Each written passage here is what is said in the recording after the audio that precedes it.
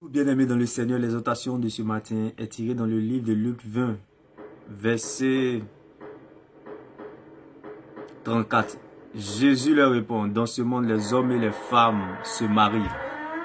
Aujourd'hui, le thème de l'exhortation, c'est le conseil du mariage.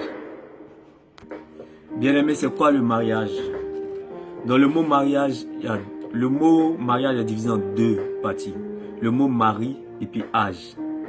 Mari qui signifie homme, mari qui signifie femme. Ce n'est pas un garçon qui se marie, ce n'est pas une fille qui se marie. Le mariage n'appartient pas aux filles, le mariage n'appartient pas aux garçons. Mais le mariage appartient aux hommes et aux femmes.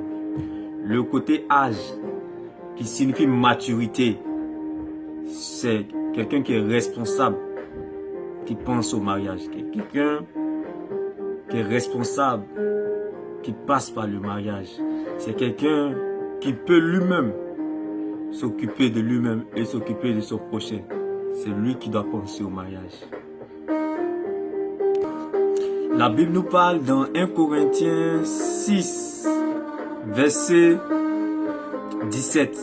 Mais celui qui s'unit au Seigneur dans son cœur devient comme une seule personne avec lui. Bien-aimé, avant de se marier avec un humain, marie-toi avant à Jésus-Christ.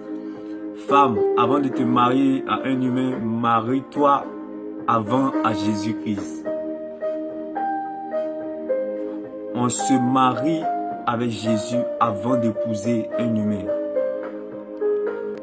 On ne se marie pas avec quelqu'un qui trompe Dieu, quelqu'un qui ment à Dieu. Ce n'est pas toi qui vas caresser. On se marie avec une femme qui aime Dieu, qui respecte Dieu. Si une femme ne respecte pas Dieu, elle n'aime pas Dieu, ce n'est pas toi qu'elle va respecter, toi, l'être humain. Un homme qui ment à Dieu, qui trompe Dieu, ce n'est pas toi, la femme qui va marier. Ce n'est pas toi qui va caresser. Une femme qui est infidèle à Dieu sera infidèle à l'homme. Un homme qui est infidèle à Dieu sera infidèle à la femme. Alors marie-toi à quelqu'un qui est fidèle à Dieu. Selon mes deux recherches, c'est quoi le véritable mariage? La Bible nous parle dans Genèse 2, verset 24 à 25. C'est pourquoi l'homme quittera son père et sa mère pour vivre avec une femme. Ils n'ont pas dit un garçon, ils n'ont pas dit une fille. L'homme et sa femme sont nus tous les deux, mais ils n'ont pas honte l'un devant l'autre. Maintenant dans 1 Corinthiens 6, verset 15, vos corps font partie du corps du Christ. Vous ne savez donc pas cela. Eh bien, qu'est-ce que je vais prendre? Je vais prendre une partie du corps du Christ pour en faire une partie du corps d'une prostituée. Sûrement pas. Celui qui s'unit à une prostituée devient avec elle un seul corps. Vous ne savez donc pas cela. En effet, les livres saints disent les deux deviendront comme une seule personne. Donc ça veut dire, bien aimé, le véritable mariage, c'est le rapport sexuel. Mais selon Dieu, c'est-à-dire le véritable mariage, en réalité, c'est le rapport sexuel. Mais le véritable mariage, en vérité, c'est que avant le rapport sexuel, cela doit être honoré. Ça, c'est Dieu qui demande cela. Parce que la Bible déclare, conseil ne conseille pas, mais conséquence conseille. C'est-à-dire le mariage en réalité, c'est le rapport sexuel. Mais le mariage en vérité, selon Dieu, il faut que avant le rapport sexuel, les personnes soient honorées. Parce que là, ils ont dit l'homme s'attachera à sa femme. Et de l'autre côté, ils ont dit celui qui s'unit avec une prostituée devient un seul corps avec elle. Donc, bien aimé, le véritable mariage, en réalité, c'est le rapport sexuel. Mais le véritable mariage, en vérité, selon Dieu, il faut que cela soit honoré.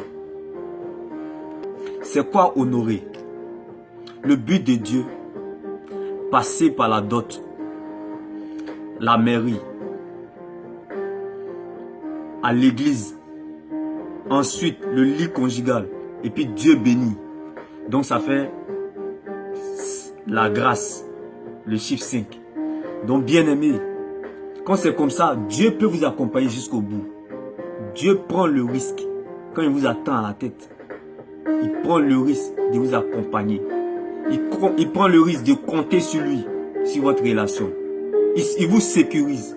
Mais bien aimé, si tu veux passer par le mariage en réalité, qui est le rapport sexuel, bien aimé, c'est à tes risques et périls.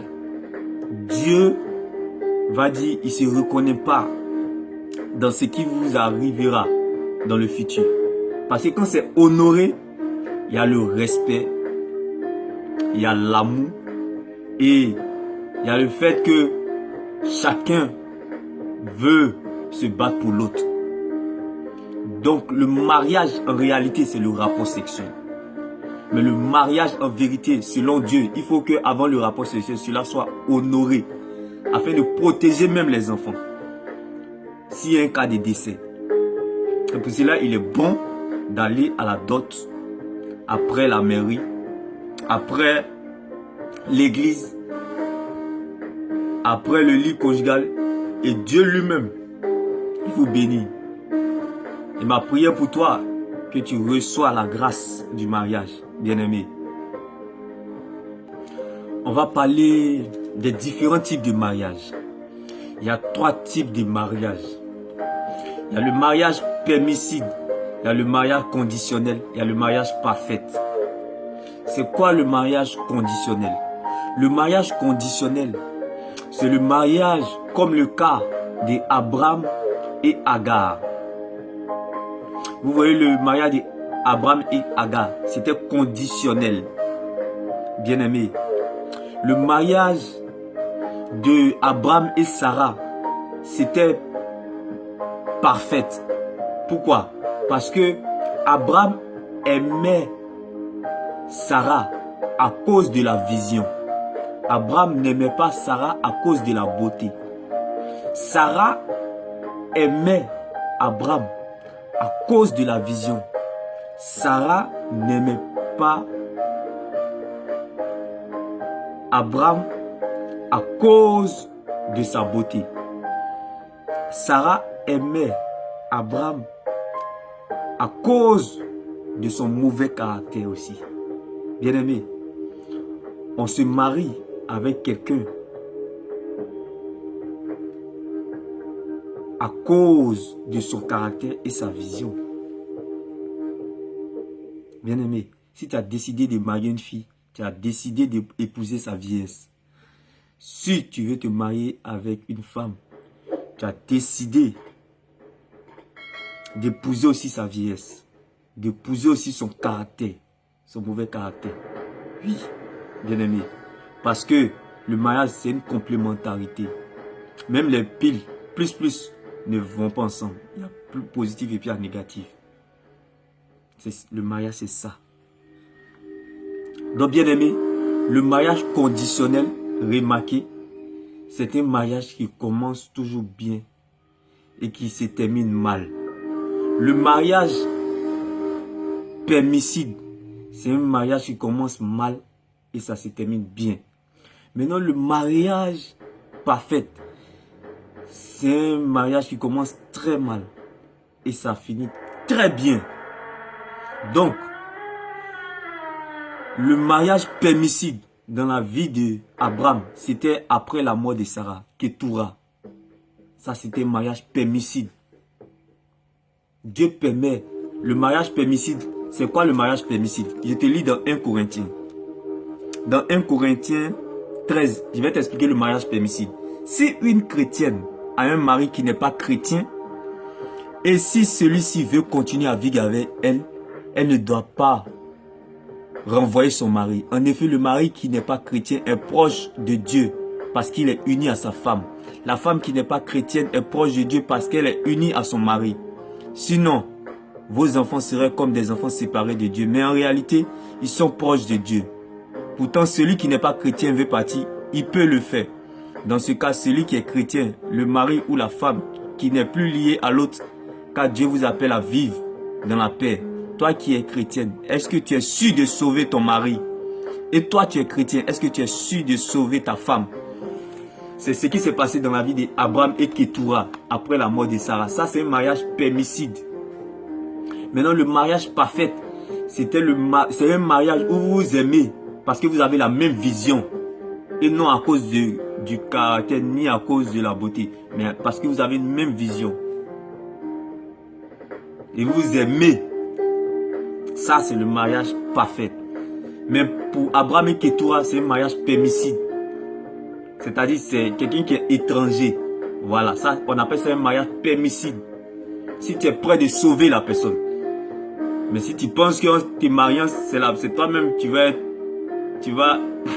être chose converti de l'autre côté. Dieu n'est pas dedans. Mais si tu penses que en sauvant cette personne, tu te maries en sauvant cette personne, c'est un mariage permissif. Maintenant, en étant sauvé toi-même, hein, c'est tout. Voilà, c'est un mariage permissif.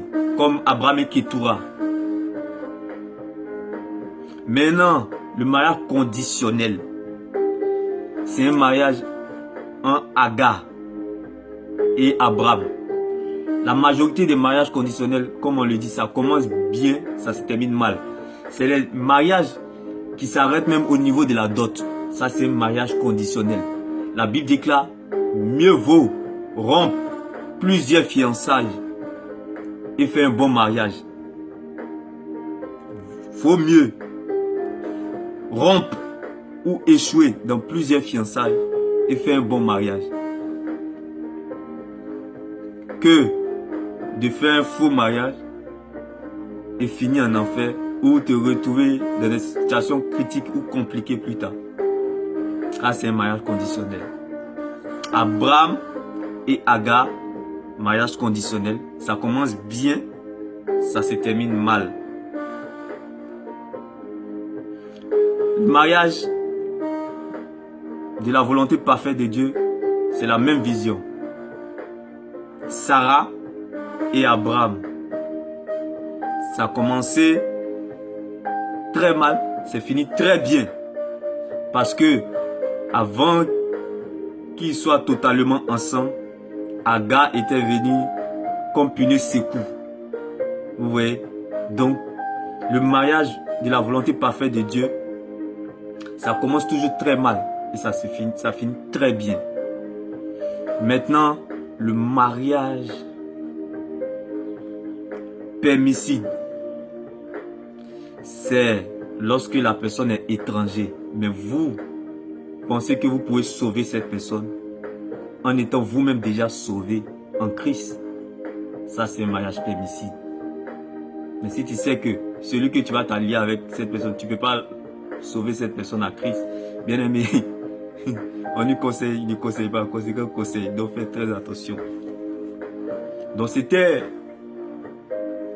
ma joie pour toi, pour le mariage, comme conseil, que c'est juste une pensée que le Seigneur m'a mis à cœur pour partager tous ensemble et à chacun de se retrouver dans ce genre de mariage. Sinon, en vérité, le mariage en réalité, c'est le rapport sexuel. Mais le mariage en vérité, selon Dieu, il faut que avant le rapport sexuel, les deux partenaires soient honorés. Voilà. Ça, c'est le but de Dieu. Avant le rapport sexuel, que les partenaires soient honorés en famille, à la mairie, à l'église, dans le lit conjugal, et Dieu maintenant bénit. Voilà. Maintenant, si tu veux passer par le mariage en réalité où tu couches avec une personne, conseil ne conseille pas, mais conséquence conseille. Ça veut dire que quoi? Si tu es dans ce cas-là, la Bible déclare les choses anciennes sont passées, toutes choses sont devenues nouvelles. Une fois que tu te répands, bien aimé, c'est comme si tu n'as fait aucun rapport. Selon Dieu, quand tu te répands, il a dit toutes les choses, en Christ, toutes les choses anciennes sont passées, toutes choses sont devenues nouvelles. Le but de Dieu, il ne condamne pas le pécheur, mais il condamne le péché. Donc lorsque tu te répands, tu es sanctifié en Christ, bien-aimé. Et ma prière pour toi, le but de mon message pour toi, sache que on se marie à Jésus avant de se marier. Si toi-même tu vois que ton âme n'est pas en paix avec Jésus-Christ, ne te marie pas. Parce que si toi-même tu n'es pas en paix avec Dieu, c'est pas avec les humains que tu seras en paix. On se marie parce qu'on est responsable. On se marie parce qu'on peut s'occuper des autres. On se marie parce que on ne se contente pas de soi-même. On se contente du bonheur des autres. On se contente de faire avancer les autres.